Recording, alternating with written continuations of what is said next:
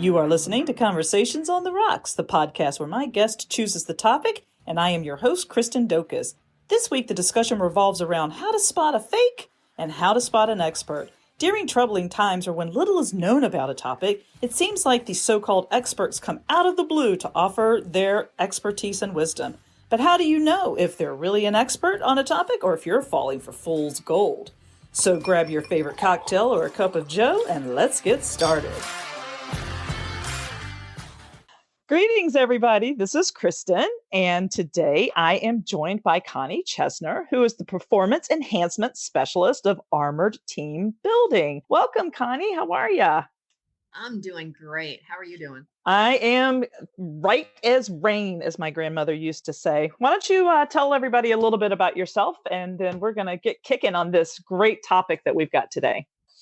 Well, I am a longtime resident of Winston-Salem, and I have a background in all of your soft sciences. So anything that deals with market research, social sciences, professional development. The thing that drives me forward across just about everything is making people or giving them the tools to allow them to be better. So guiding them to a better place. So if you look at everything that I do, it all relates to that. And right now that is manifested in 3 different companies. So the 2 that matter to what we're talking about today are Armored Team Building that you talked about. And Armored Team Building is exactly what it says. It's a team building company that travels the nation and works with companies, giving tools to employees to make them better. And then Armored Research, which I think for our topic today, we're going to touch on a bunch of things that Armored Research has been doing. I have a 25 plus year background in qualitative market research. So it's an ongoing passion that I just can't seem to escape. And I think that's how you and I originally met many, many years ago, was your former company. I think so. Yeah, I ran a company that some folks in the area might remember called Right Brain Discovery. Right Brain Discovery was absorbed into the current company. So it's been around. It kind of went down to a minor company for a while we focused on building the team building company. And in January of this year, it came back to life. So under the Armored Research brand. So it's been there the whole time. And like I said, I can't escape it, whether I want to or not. Well, after 25 years, it's kind of hard to escape anything. Yeah, it's part of my being. You know, I walk out and I'm doing qualitative research. I'm doing observational as I'm going about every single day and going, oh, I see a neat thing there. Wouldn't it be cool if they looked at that, or I could help them there? So, you know, it's part of my lifeblood.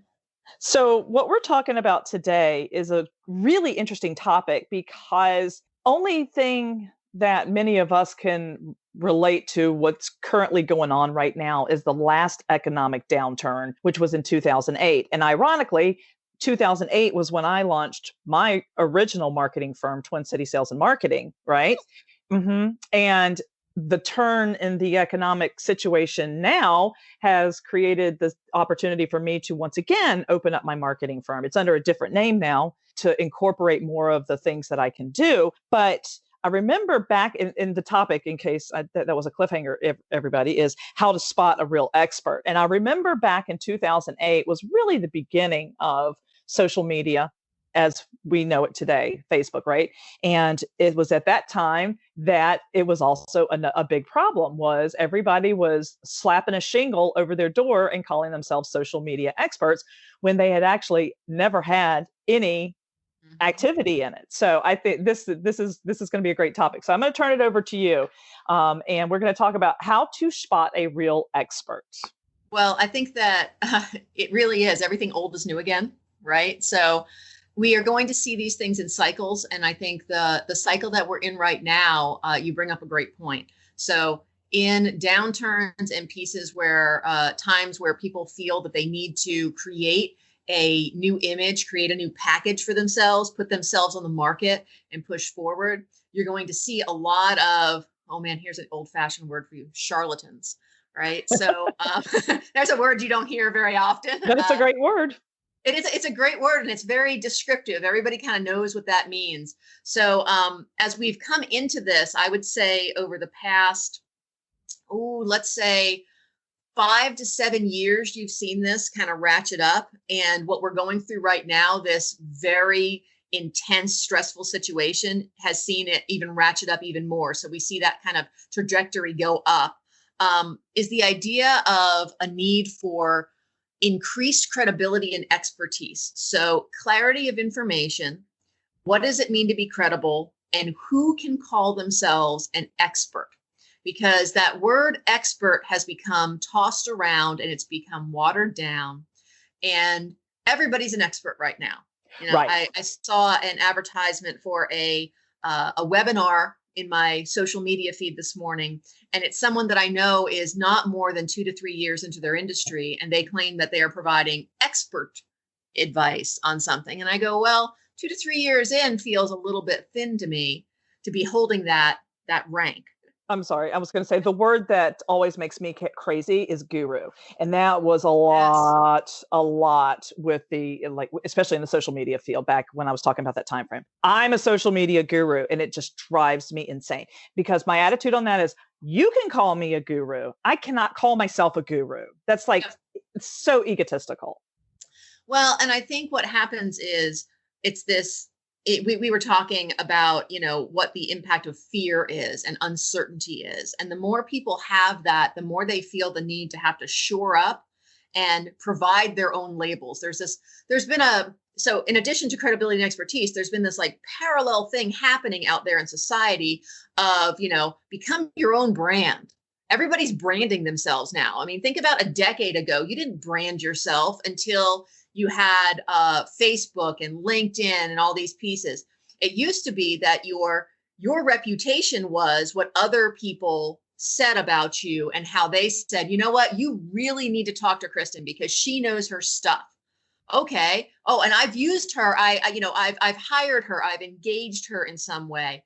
Now it's you going out and trying to generate that. And when you look at the way that and I think you've kind of tapped into something interesting here. When you look at the way that social media evolved, it evolved in not just a way where you have to promote yourself or nothing happens on social media. But if you look to like LinkedIn, for example, if you think about a business context, you have to ask for recommendations. You have to ask people to come out and put their name out there against yours and those types of very interesting way that we've shifted the psychology of the world.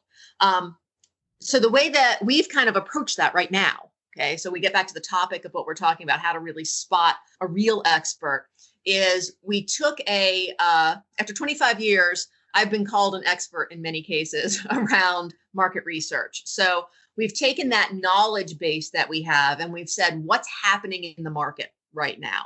What are the market motivations and things that are going to change? And one of the most salient things that we see coming out of all the stress that all of us are under right now is an increased need for credibility and expertise and being able to do what we're talking about today. How do you spot and know what's real in information? We've got 3 basic ways that you can do that. And there's a dozen more, but 3 is a good way to kind of start, right? Yes. Kind of put your arms around. Yes. All right. So what's the first way? The first one is, I like to say, beware of fool's gold. So if you remember all the stories about, all the expeditioners that went out to the West and found, I found gold, but they didn't find real gold. So you have to look for credibility markers. And credibility markers are getting tougher and tougher to spot. And this is one of the things that I think is interesting. So there was an article just this morning. It was talking about some of the moves that big companies like Yelp and Grubhub are taking around mirroring. So they go into their database systems and instead of having the restaurant's phone number, which is supposed to be there, the phone number is there. But if you push a different button that says that you want to order food, that phone number is actually owned by Grubhub and Yelp. And what happens is whether that phone call is for ordering of food or whether you just called to find out the hours of the restaurant or whatever, the restaurant now gets charged a fee. But the customer in many cases has no idea that pushing which button changes that. So it's a murky territory. There's news indexing services have started to change how they index news and media. So your headline, I wrote something about this on LinkedIn just yesterday. Your headline for your article can be 7 different headlines across different places, exact same article. And then when they index it, their web address is different. So what happens there is the credibility markers we used to use that said, My memory says that that was from the New York Times, or that was from the Wall Street Journal, or name the organization. They can get very murky and messed up between how all of that happens. So what I want people to do, and what I encourage them to do, is to look for things that they know, just like we talked about. Can someone verify that this person is indeed a really great resource? Did they come on a personal recommendation? Do they have the credentials around them? Do they have a background that matters? Do they have either certifications or college degrees? Do they have years of experience in something? It's not that you have to have a college education to be credible, but do they have cues that tell you that they know what they're talking about, and kind of use that as a filter to move forward? And what's happened with the world of social media is everybody has an opinion. Yep. And everybody's an expert. Everybody's an expert, and everybody states that opinion as though they are the expert. Well, and the other thing too is that we've seen it so much during this crisis, but just in general, is that people will not verify facts. They will not take the time, and especially, I hate to say this, but especially our elders, yep. If it's on Facebook, it's gospel. Yep. They will not fact find. And I wonder how much of the generational difference happens where they don't even know how to navigate this world. Where, think about the media sites and everybody has examples of them. And I'm not talking about like Babylon Bee and The Onion that are very obvious satire sites, okay? Even though those still fool a few folks. But there are some media resources that sound credible, but when you start to look at how they report, you go, there's no substance here. Where's the journalism and the reporting? Those, because the internet has made it so easy to put up a sort of a mask and a veneer on websites and such to make things look credible. Look at some of the documentaries that have come out just in this crisis that we're sitting in right now. Some of these things are complete conspiracy theory on both sides. Oh my God, yesterday, the pandemic thing. Oh my goodness, it was all over my feed. Everywhere, and today again. Yep. Well, and I watched the pandemic thing last night. I probably saw it, 30, 40 times in my newsfeed. So I said, okay, I got to watch this thing. They keep telling me, oh, you got to watch this thing. So I watch it, and I'm watching with a critical eye. And I go, where is the evidence? Where's the good investigative reporting? And so it turns out that what that is, whether it's valid information or not, that's not what I'm looking at. It's an interview. It's an interview that doesn't have a whole lot of, like if you were watching it on, let's say 60 Minutes, they would have. I was going to say, that's what it reminded me of, was 60 Minutes. Well, and think about what's happening there. The producer, whoever it is that produced that, it intros, and there's this music that happens as they're walking down what looks like an academic, columns on one side and big building and credibility cues that we're talking about. These are things that tell people this feels very valid to me. And so if you give people, this is where I really hope folks take this away. If you give people enough credibility cues, you can turn off their critical thinking. What I want to challenge folks to do is keep that critical thinking intact. Don't go, oh, look, it's a great setting and it looks like they're in a big room and it looks like they're at an academic institution. I have no idea where that was filmed. But all those pieces and parts, and that's just one example. You can look at lots of different examples throughout the media. We look at when the Jacksonville beaches opened down in Florida a few weeks ago, there was a lot of criticism over the pictures that came out. From the spring break 5 years earlier. Yep, from the spring break 5 years earlier. Then you had the reporters in Jacksonville. I follow some of the local media down there who went out and showed you. So now the next thing we're going to be experts in, by the way, is wide angle and other types of photography lenses and such. Because all these photographers right now are going, see, if I shoot it with this lens, it looks this way. But so it's like, the Instagram reveals where they show you, the ladies put on makeup, where people put on makeup and change their whole face and look at different things, or a body transformation, oh, well, see, it's the real Instagram that we were seeing for a while there. Instagram isn't real. So see, if I just change the angle and the lighting, I don't look that great after all. All of that is it's giving us a false sense of, to go back to our favorite word of the day, expertise, right? Oh, I know what that is. That's just a wide angle lens. That's how they took that picture. We feel Right. like we know something, but we know a little tidbit, a little bit. We're not a Right. professional photographer. And we've seen, photography is a great example. Photography has dealt with, over the past decade especially, but the last 5 to 7 years, look at your professional photographer contacts and Yes. what they bump into with people who go, oh no, that's okay, I can do that with my iPhone, or I can do that with whatever. And they don't know the science of photography.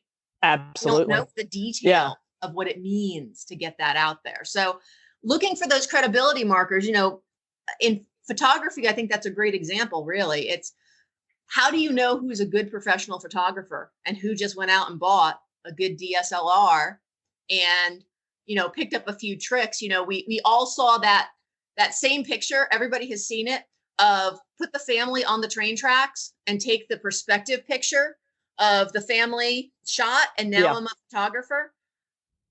Okay, there are some valid photographers doing that, but professional photographers have got some really good chops behind them. They've done really interesting things. They know about lighting and angles and, setup and colors and all these things that you don't get in the thinner things. So those credibility markers are vital in looking at those. Great point.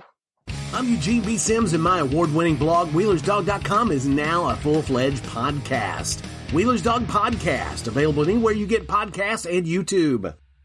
The second area is, and every time I say this phrase, I go back to the 80s song. I heard it from a friend who, so I'm going to let that play in your mind in the back. Thanks for the earworm. You went back there. I did. We all do. At least it's a good song, though. It is. It's a catchy song. You just can't get rid of it once I put that little earworm in you. The idea, if anybody knows me for any length of time, they know that when I was working at Wake Forest years ago, my expertise was in how internet rumors and misinformation spread via the internet. So that's kind of the nesting of my background. And this is what this kind of tip deals with. Be careful of things that are shortcuts, assumptions, headline scanning. Oh, we're all guilty of that, aren't we? You're scrolling through a feed, and I don't even care if it's a regular like news feed, like Apple News or, one of the news aggregating sites. You're going through the AP Wire, looking at it, reading a headline and going, I got that. What happened is in 6 words, where the real story was in, even if it was 100 words. Well, and the problem in journalism right now, and because I'm a writer, I can say this, is that so many titles are clickbait. Oh my goodness, yes. Oh, well, that's how BuzzFeed makes their money. Absolutely. The title of the article, quite often, it's good. They want to grab you and keep you, and the article has nothing to do with the clickbait title. Well, and if you look at the background of why that is essential in today's media, it's because without the click, there's no income. And media has been hurting because of the idea of everything should be free. So look at you'll post a link to something that's like a Wall Street Journal or a New York Times article or a Washington Post, name one of the big media, providers out there. And I'll have somebody come back and they're like, well, that's behind a paywall. And they're very angry at me because I posted a link and they can't get to it. And I go, well, I'm not in charge of that media, but they also need to be able to make some sort of an income stream off of that.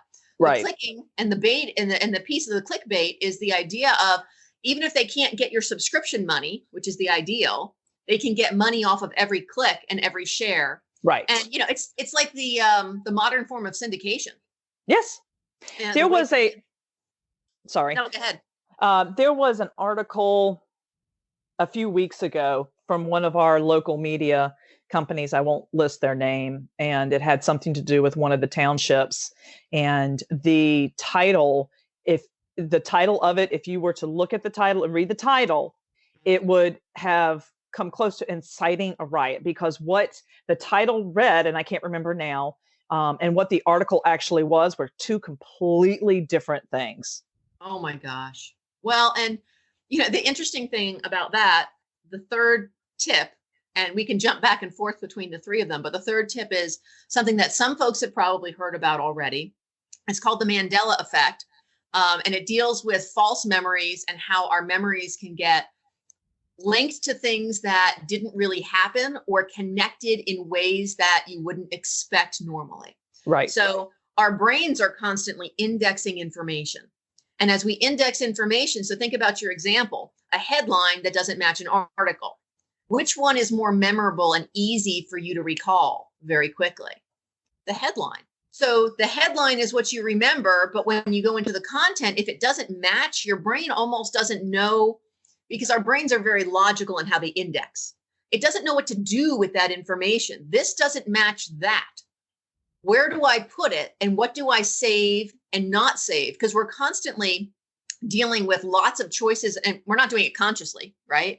But our brain is constantly making choices of, do you need to remember how much sugar you put in the cup of coffee this morning? Or would that brain space and that neuron space be better spent remembering that, at noon today, you have, a Skype call or a Zoom call or whatever with somebody? Probably better spent around the call, right, as opposed to you put in 2 scoops of sugar versus 1 or whatever happens to be. Same thing happens around headlines, news, and things with the Mandela effect. The Mandela effect is and there are, when you talk about conspiracy theories around this one, you get to the extreme of people that believe this, and they think that there are alternate time space universes that are parallel to ours, and we're seeing a peek into another universe. Okay, go back to that first piece of credibility and expertise, and what do they have to prove that? So maybe not. But what we do know about the human memory from actual research and actual scientific studies of brain science is that it's very easy for us in a mental overload situation, especially like we're in right now. All of us are very stressed. There's lots of new things, lots of heavy decisions to make every day about things. It's easy for us to attach incorrectly information to each other. And we don't even know we're doing it in some cases. So right. That means when somebody's talking to you and you're sitting down over, a glass of wine with somebody, or you're sitting down and you're having a conversation, it's easy for you to remember that headline you saw last week. And you mentioned that as though that's the story, as opposed to the story itself, which is what should have been the substance. And so we don't even realize we're doing it many times, but it's an important thing to remember that false memories are a phenomenon that can happen when there's lots of information. So think about the vortex we're in right now. Tons of information coming at us every single day from lots of sources that seem credible. They may have credibility markers to them. That's a doctor, that's a nurse, that's a medical center. But wait a second, there's a doctor, nurse, and a medical center on the other side of the argument that sound just as valid. Mm-hmm. So where our brain begins to connect that information, especially in uncertain environments, we just have to be super careful to become aware of when someone says, no, that's not what happened, instead of automatically trapdoor, no, I'm right, you're wrong. A little bit of open-mindedness, a little grace, a little bit of ability to listen to somebody else and go, well, show me. And that's where you get to that idea of how you spot a real expert. A real expert is willing to say, well, maybe there is some more evidence out there. They are open-minded to that idea. Anyone who says my way or the highway probably doesn't have any depth to argue and build a conversation around something that's anything of depth. One of the things, and again, it goes back to what we're seeing right now, is that people are not willing to take the time to do their own research. And the critical thinking component, you mentioned that in the very beginning, is, you can fool yourself into anybody's frame of mind, if you will, because no one's thinking for themselves. Well, and I think in many ways, the onslaught of information has made us tired of constantly and critically absolutely evaluating. Yeah. And if you think about why social media, go back to the heart of what social media emerged for, it emerged to be a fun distraction from the world. And it's evolved into this powerhouse of, the main source of information for many people about what happens outside of their lives. So they're reading, an echo chamber in some cases, or even if they have a diverse set of individuals or feeds that they follow, they're depending upon that to filter their information. And then they're reading. So you take that and now you only read the headlines or watch the little video clip on mute in some cases, because most folks watch the videos on mute. It's mind candy in many cases. Yeah. You know, there was that great book, I guess it was about a decade ago. So talk about how long this has been going on. And it was called The Shallows. I'm trying to remember, I think it was Nicholas Carr that wrote that book. And The Shallows deals with what the internet does to our brains. And it takes our ability to do that critical thinking and it waters it down. You know, when I was in graduate work and everything else, you know, I had no problem reading and writing 25 to 75 page papers. That was nothing. Now you put a paper in front of me that's, you know, 10 pages long and my brain goes, ugh, that looks like it's too long. That's a lot. Do I really? You know, really, am I going to make it through? Especially if it's something that's not a fun read.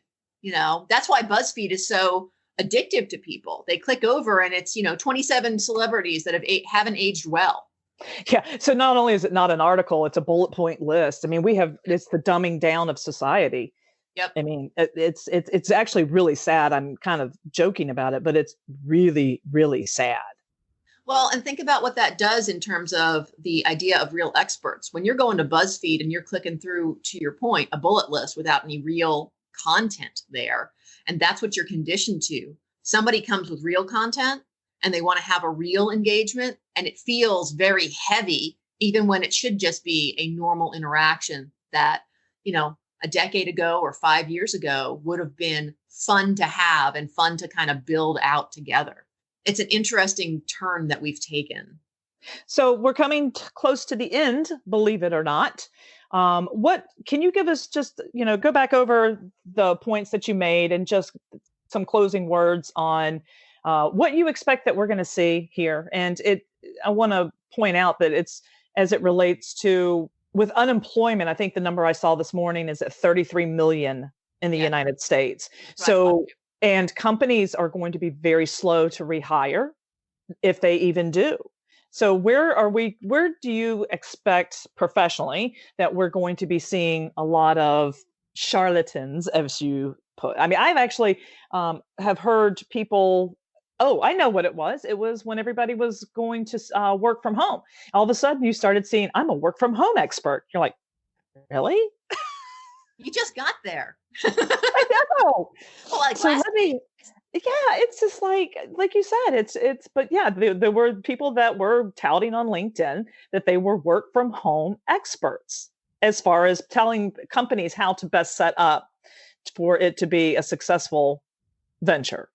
I think you've got a couple of things that are good to keep in mind. So just in case someone got lost in terms of the points and such, the three things that you want to keep in mind in terms of looking for who's a real expert or who has real credibility. Number one, look for those credibility markers. I'll talk about that in a second with regard to what you just asked. Number two, be careful of shortcuts or things that are thin in what they are. So headline reading only, those types of things. And number three, be open to the possibility that sometimes you're wrong. And that's what Mandela effect is the idea of sometimes your memory tells you one thing, but the reality is another. Be willing to be open to additional context and information.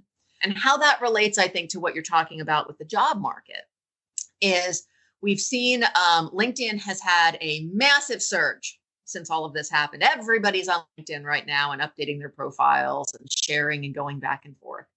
And you're going to see a lot of folks trying to go into the town square and shout what they can do to the world. And the challenge is going to be that because we've taught so many folks just a smidge of marketing, they're going to be, to your point about the work from home experts, lifting what they think is the latest piece, angle, and whatever in order just to get a foot in the door. Yep. So in looking at, let's say you're a hiring manager, or you have a business. Okay, so we'll take it from that side for first. If you're a hiring manager, you have a business, I would strongly encourage that you look at what are the true credibility markers for this individual? Do they have, if you ask them deeper questions or you're looking into their profile, do they have, let's say you're on LinkedIn to say, or their resume they've submitted, what are the things that say they really can do what they claim they can do? I don't care what the market is or what they're doing. Okay. I saw a job ad the other day for contact tracers. And these are folks that get hired to call all the people that supposedly someone who gets infected with COVID-19, they're supposed to call and interview them about their health status and such. And their qualifications were ridiculously thin. You needed a high school diploma, you needed a working internet connection, and you needed Windows 10 or a certain level on Apple products and such. And you were good to go. These are folks that they're going to task, supposedly, with interviewing people on a healthcare issue. So watching for those credibility, when I saw that, I said, yeah, that doesn't seem real solid, right? So from the hiring manager standpoint, look for it in your employees or those who are coming at you. If someone's writing an article or a point of perspective, say, who is that person? Do they really have a right to that perspective? Or not do they have a right to that perspective? That's the wrong way to say it. Do they have the expertise to stand on the soapbox, which they have themselves built? You're not supposed to build your own soapbox, by the way. True. So if you are a employee looking at opportunities, and I think we're going to see this both ways, employees or somebody who's on the market looking for opportunities, be a little critical about what the advertisement is. Be a little critical about what the role is, who this company is, what they can truly offer. Are they offering what they think they need right now? Or most people are looking for an opportunity that's going to carry them forward at least a few years. We know that people do jobs and anything anymore. But is this a contract engagement that they're going to lure you in with a few key words? Benefits. What type of benefits? Dig that back a little bit farther. What does that mean? That used to be a fairly, you and I both know, a fairly substantial list of things that came along with it. Anymore, benefits can be, oh, well, we're going to let you have casual Friday and, you can leave the office at 4 instead of 6. That's those types of things. So looking for those types of credibility pieces, I think, is going to be very important as we move into this market. You're going to see a lot of folks competing, a lot of algorithms working in the background, especially with the technology side that we're on right now. People are trying to game their way through algorithms into getting in front of a person. So they're going to say what needs to be said or the keyword searches. There's lots of articles out there, if you really want to look at them, that tell you all the words you can put that'll supposedly push you through here or get you noticed there. Looking at all of this, always be critical. And I want to just make sure that I'm clear. It's not that if you don't have experience, your opinion is not valid. It's that if you don't have experience and you claim expertise and you claim wisdom and you're bumping up against somebody who has 25 or 30 years of experience in that field and telling them, no, you're wrong, but you're basically the level of an intern or somebody who's just recently come on the market or changed fields, you have to weigh all that together in terms of what happens, It used to amaze me when my father, he was in the construction field and he would walk on a job site somewhere. And what did I see? I saw wood and nails and, all the basics. And he would go, okay, so that needs to be adjusted. That angle's off. That's never going to work. That won't pass inspection. You can't, boom, boom, boom, boom, boom. All because 50 years in industry. Right. Same thing. Translate that over to something that's not looking at a building structure, perhaps, if you're in like a services field like we tend to be. What is it that shows somebody when you walk in the room that you see the things at the depth that it is? That depth of knowledge has to come out in how you communicate. And that's what you should be looking at from other folks, so you don't waste your time.